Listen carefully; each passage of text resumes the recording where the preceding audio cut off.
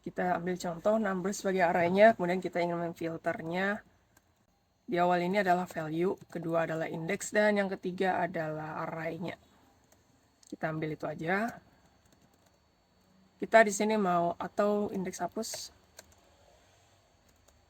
Kita di sini mau melakukan filter. Nah, nih gimana cara melakukan filter, yaitu dengan cara kita return. Ini cara membuat array baru untuk mengisi elemen-elemen yang berhasil melalui suatu tes yang kita buat. Misalkan value-nya itu lebih dari, value ini setiap elemen, tiap elemen ini. Jadi value yang misal berhasil,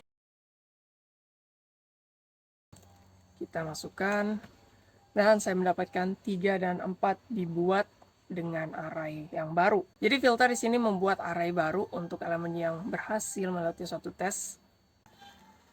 Dimana kalau misalkan kurang dari 2, maka hasilnya 1, karena cuma elemen 1 yang berhasil melalui satu tes ini.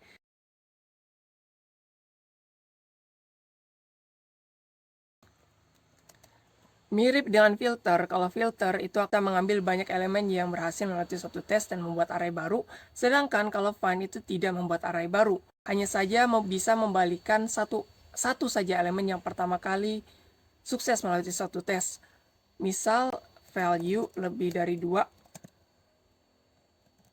kita jalankan, dan hasilnya 3. Dia tidak membuat array baru, hanya saja mereturn elemen yang berhasil pertama kali. Harusnya kan yang lebih dari 2 itu ada 3 dan 4. Tapi sekali lagi ini metode find hanya satu elemen yang bisa di return.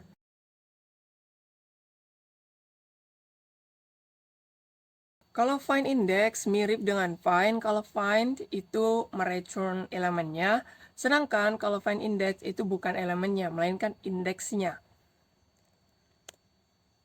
Indeks kedua berarti elemen yang ketiga yang berhasil melewati tes ini, yang pertama kali.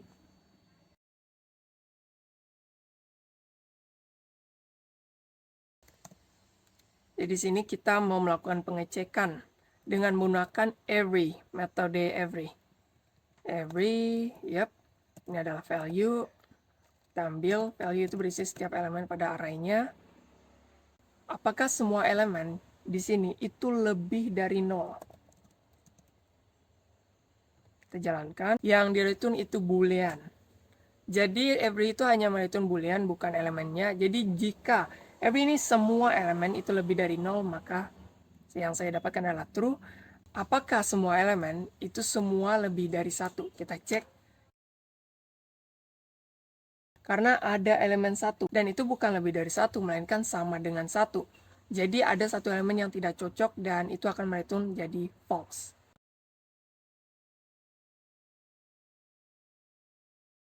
Sedangkan sum itu setidaknya satu elemen saja berhasil, maka itu akan mereturn true.